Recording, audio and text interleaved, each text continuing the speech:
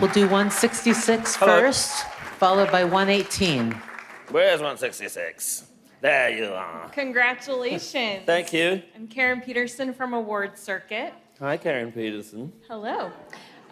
So you've talked a lot about how your mom gave you the book, and Well, I talked a lot out there, didn't I, about that? You did.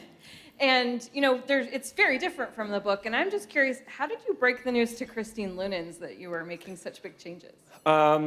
I was about a quarter of the way through the book when I talked to her, and I was pretty upfront with my intentions. And she'd seen my other films before, so she already knew that I was incapable of making a drama. 118, followed by 285. There he is. I've been looking for you, 118. Hello, Taika. This is Christian from Austria. A small question also from the Here book, we go. because Here we yes, go. Here we the go. book plays in Austria, in Vienna. So that's a little bit of this Oscar maybe belongs to Vienna Sure. and our I'll dark chip a piece history. off for you. Congratulations. Yeah. Thank you. Thank you. Does it belong a little bit to Austria and Vienna? No. No. Thank you. 285, followed by 144. Matt Fagerholm, RogerEbert.com. Your child actors in this film were so incredible, Thomasin McKenzie and Robin Griffin Davis. How did they enhance your dialogue, and what is the challenge for writing for children in particular? I've worked with kids in most of my films, so I'm pretty used to it.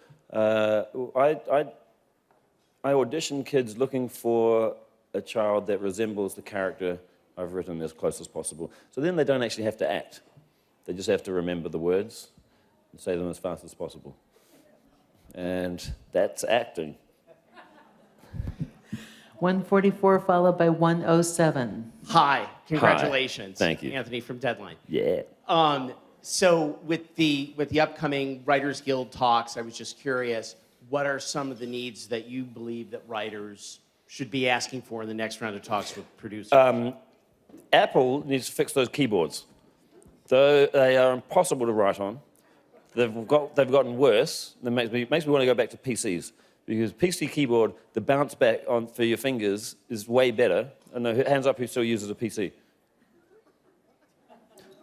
You know what I'm talking about. This is a way better keyboard. And those Apple keyboards are horrendous, especially as the computers, as the laptops get newer and newer. I mean, here's the latest new iMac. The keyboards are worse. And I've got some shoulder problems. I've got like a sort of oos, I don't know if you call it over here, like this sort of thing here, which is that tendon that goes from like the forearm down into the thumb. You know what I'm talking about, you guys who are writing. And what happens is you open the laptop and you're like this. So the laptop, we've just got to fix those keyboards. WGA needs to step in and actually do something. Next. 107, followed by 168. Hi, Taika. Raymond Lowe from the Philippines. So in October, I asked you how you were preparing for the Hawaii season, and then you said you're going to be working in Hawaii. Yeah. Now tell us, today, I'm sure you prepared. Did you get to say everything in your acceptance speech that you wanted to add? No, you saw my acceptance speech. It was the worst. I didn't. I mean, I did remember everyone's name. I just don't want to. You don't want to go up there and actually say lots of people's names. It seems like a waste of time. I mean, people who know me, I've said to people before I came here, if I have to go up, I'm not going to thank you, because why should I? I did all the typing. No one else did it, and all the words came from my head. So why am I going to thank my lawyer for that? I love him. He's done great stuff for me. He got me a bloody good deal on Thor: Love and Thunder, but he didn't type anything on JoJo Rabbit. So, you know, as far as acceptance speeches go, I think mine was probably the most truthful speech that anyone's ever given. I think we can all agree on that. 168, followed by 273. 168! Sorry. Hi, Taika. Kate Hagen from The Blacklist. Congratulations. Thank you for putting my script on the blacklist. You're so welcome. Back in 2012, my script hit the blacklist and nobody wanted to make it. Well, somebody wanted to make it. You're up here tonight, so congrats to that. I was wondering. I want to say something in front of you all. Searchlight, we don't say the F word part of it anymore. Searchlight were the only people who had the B word to actually make this film and follow through with it. And I owe a lot of this to them, not to Austria, to Searchlight. So my question is, from the time that the script was on the blacklist 8 years ago to today, what is something you wish you could go back and tell yourself at the beginning of that writing process, knowing what you know now? Eat vegetables. Don't take life too seriously. No, I don't know. 2012, well, I don't know. I mean, I had my first kid then. So just as my script hit the blacklist, I had a baby. So I guess I'd tell my 2012 self, you gotta look after that baby. And nothing else really matters, and nothing else is more important than that baby. 273 followed by 65, and that'll be last question. Hi, Taika. David from Israel over here, straight forward. Mazel tov.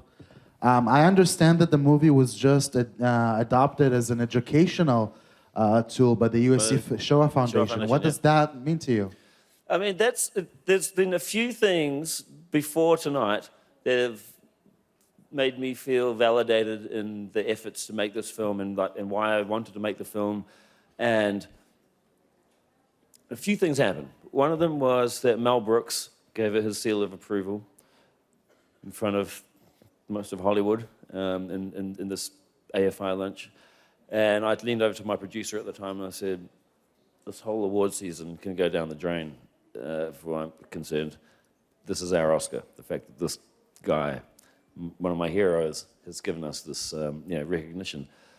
There was one moment. A few other times with people from Q&As, after Q&As, people whose parents had survived or been through various camps during the war, who said, oh God, I wish my parents were here to see this because they would have loved this film.